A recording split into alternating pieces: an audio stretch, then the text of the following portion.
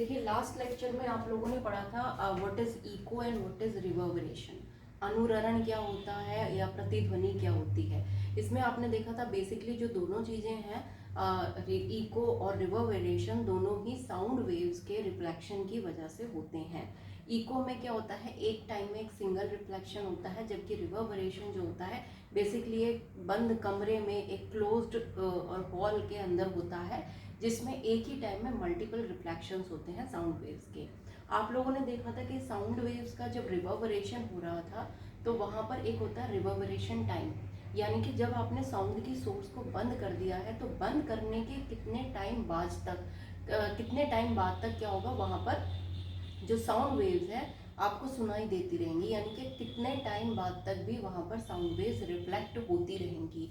वो reverberation time का formula आया था T is equals to 0.165 V upon A, जहाँ पर V क्या था, जो भी रूम या जो भी हॉल है जिसके अंदर रिवर्बरेशन हो रहा है उसका आयतन वॉल्यूम था, और A था उस रूम का टोटल एब्जॉर्प्शन, यानी कि उस रूम में जितना भी साउंड एनर्जी प्रोड्यूस की जा रही है उसमें से कितना एब्जॉर्ब हो रहा है टोटली, वो क्या है आपका A था।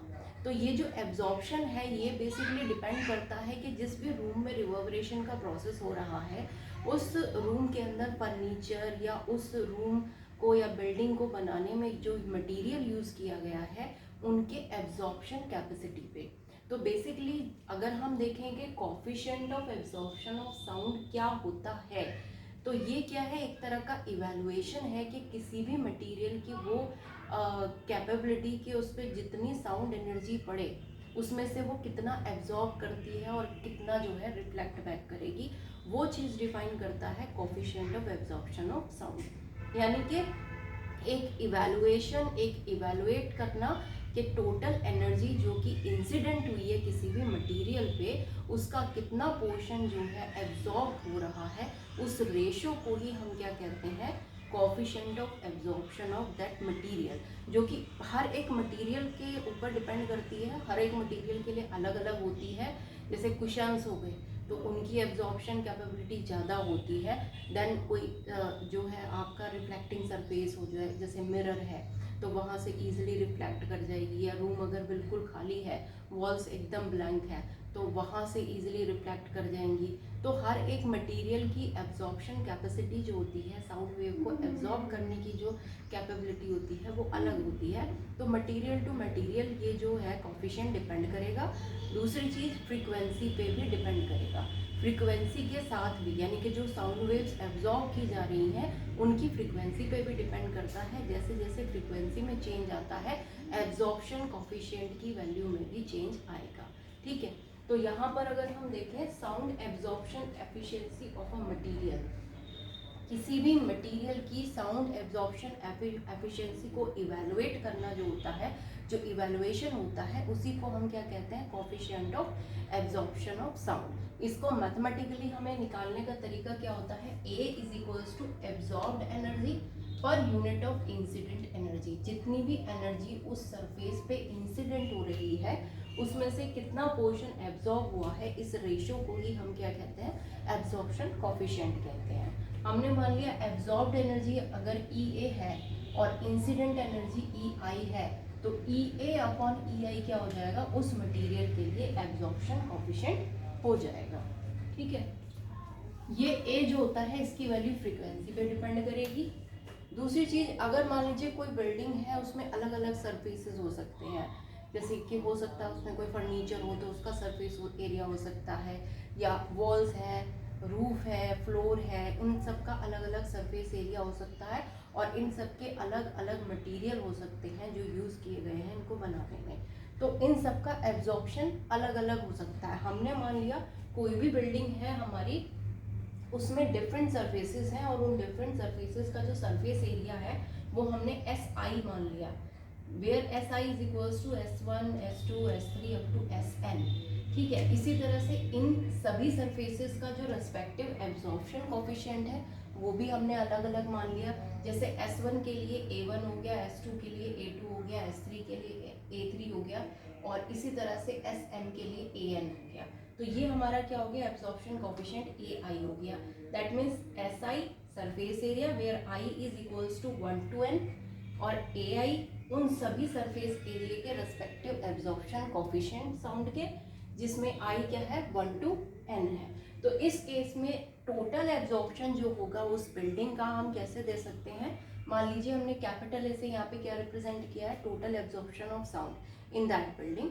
तो हम इसको कैसे दे सकते हैं, हर एक एरिया का एब्जॉर्प्शन कोफिशिएंट और उसके सरफेस एरिया को अगर हम मल्टीप्लाई कर दें तो उस पर्टिकुलर सरफेस पे कितना साउंड एब्जॉर्ब हुआ है वो हमें मिल जाएगा। फॉर एग्जांपल अगर हम S1 का देखते हैं तो इसका एब्जॉर्प्शन कोफिशिएंट है A1 हो गया एब्जॉर्प्शन कोफिशिएंट, और टोटल एरिया कितना है S1 है। तो A1 से टोटल कितना साउंड एब्जॉर्ब होगा वो कितना हमें मिल गया, A1 इंटू S1। इसी तरह से सेकंड एरिया जो है A2, वहाँ से कितना है S2 and so on up to AN, तो AN SN।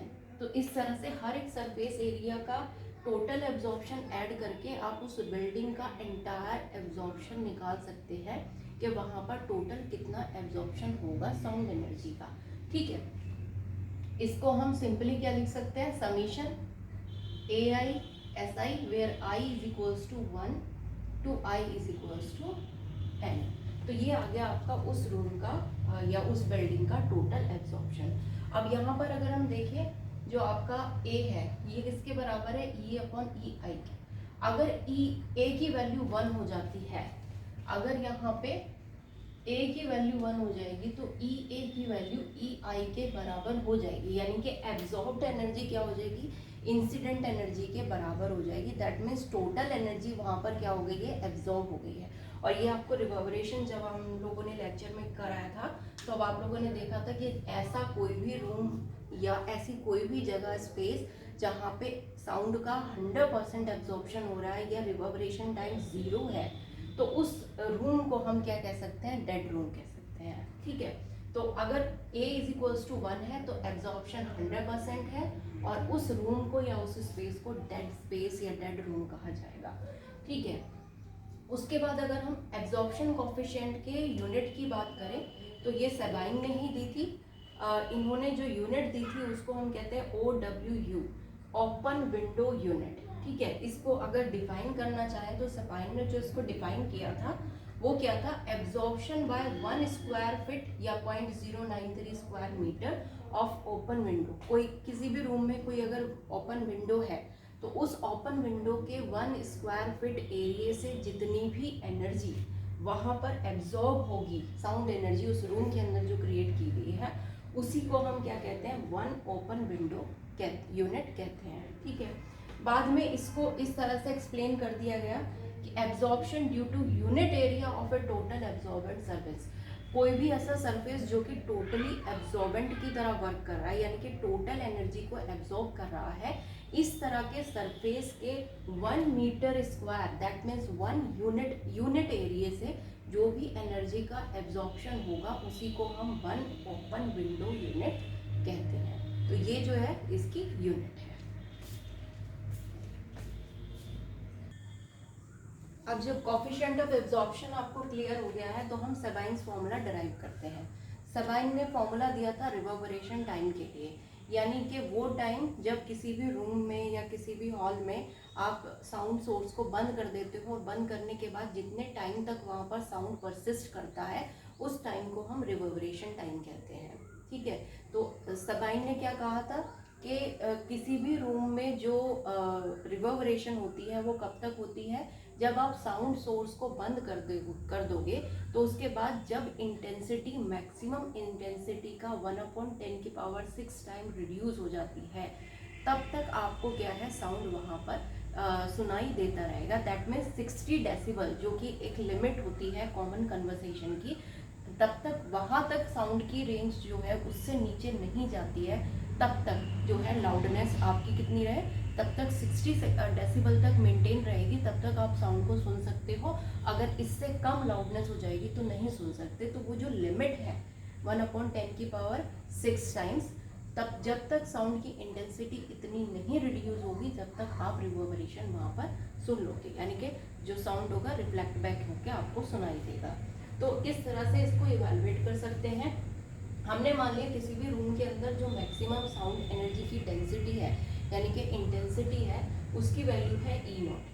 अब सबाइन ने क्या कहा था कि जब हम साउंड सोर्स को बंद कर देते हैं तो जो एनर्जी डेंसिटी होती है वो एक्सपोनेंशियली डिक्रीज होती चली जाती है। यानी कि अगर हम किसी भी टाइम टी पर इंटेंसिटी या डेंसिटी जो है एनर्जी की वो ई मान रहे हैं तो हम ई को दे सकते हैं E is equals to E not E raise to power minus alpha T से। जहाँ पर इन्होंने क्या कहा था कि जो अल्फा है वो एक कांस्टेंट है एक पर्टिकुलर रूम के लिए जिसकी वैल्यू होती है capital A V upon 4v। जहाँ पर ए क्या है उस रूम का टोटल एब्जॉर्प्शन है, वी स्मॉल वी जो है यहाँ पर साउंड की जो स्पीड है वो ली गई है, और कैपिटल वी जो है जिस रूम में ये रिवर्बरेशन प्रोसेस हो रहा है उसका वॉल्यूम है, आयतन है।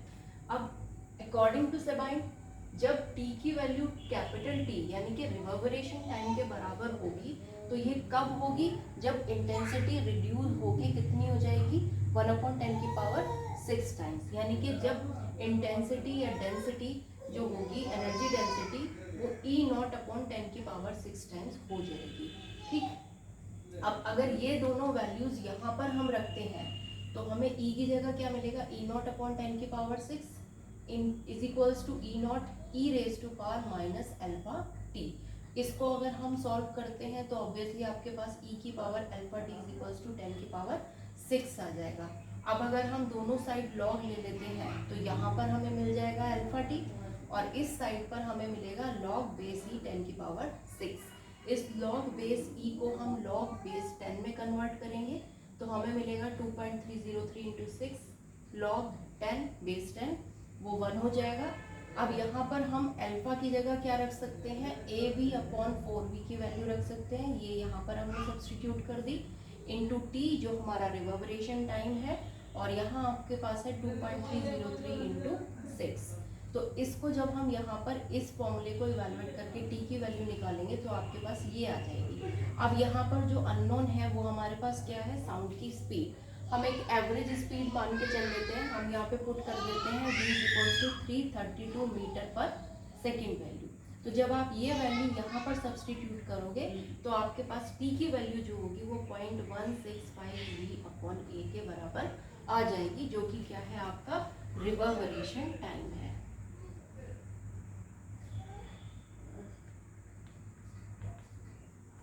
तो ये क्या है आपका डेरिवेशन है रिवर्बरेशन टाइम के लिए।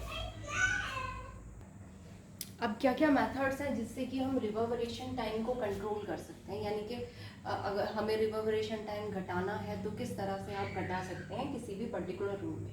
बेसिकली आपने देखा था रिवर्बरेशन टाइम टी के लिए फॉर्मूला आया है 0.165 v upon A. That means T जो है वो डायरेक्टली डिपेंड कर रहा है वॉल्यूम पे, यानी कि अगर आप वॉल्यूम किसी भी रूम का कम रखते हैं तो वहाँ पर रिवर्बरेशन क्या होगा, कम होगा। अगर वॉल्यूम ज़्यादा होगा जैसे कि हॉल या ऑडिटोरियम होते हैं तो रिवर्बरेशन ज़्यादा होगा। दूसरी चीज़ क्या है, एब्जॉर्प्शन के इन्वर्सली प्रोपोर्शनल है। दैट मीन्स जितना ज़्यादा एब्जॉर्प्शन होगा किसी भी रूम में उतना ही उसमें रिवर्बरेशन टाइम जो होगा, अनुरणन जो होगा वो कम होगा, उतने ही कम टाइम के लिए होगा। तो वॉल्यूम को घटाकर आप टी को क्या कर सकते हो, घटा सकते हो, और एब्जॉर्प्शन को बढ़ाकर आप क्या कर सकते हो, टी को घटा सकते हो। ठीक है, अब ए को बढ़ाने के अलग अलग तरीके हैं, जैसे कि ए को हम कैसे बढ़ा सकते हैं, अगर उस रूम में हम फर्नीचर रख लें या हैवी कर्टेन्स रख लें वहाँ पर, या कारपेट्स बिछा दें उसमें रूम में, तो उनसे क्या होगा, ज़्यादा से ज़्यादा साउंड एब्जॉर्ब होने लगेगा, रिफ्लेक्शन कम हो जाएगा, तो वहाँ पर रिवर्बरेशन भी क्या हो जाएगा, कम हो जाएगा। या दूसरी एब्जॉर्प्शन को बढ़ाने का तरीका क्या होगा, अगर हम स्पेसेस में ओपन विंडोज़ लगा दें, तो ओपन विंडोज़ अगर प्रोवाइड करा देंगे किसी भी हॉल या रूम में तो वहाँ पर भी क्या होगा, साउंड का एब्जॉर्प्शन हो जाएगा और जो रिवर्बरेशन होगा उसका टाइम कम हो जाएगा। तो ये बेसिकली दो ही चीज़ों पर डिपेंड करता है, T is proportional to V and inversely proportional to A absorption. अगर वॉल्यूम घटाओगे तो आपका रिवर्बरेशन टाइम घटेगा, और अगर आप एब्जॉर्प्शन बढ़ाओगे तो आपका रिवर्बरेशन टाइम यहाँ पर घटेगा।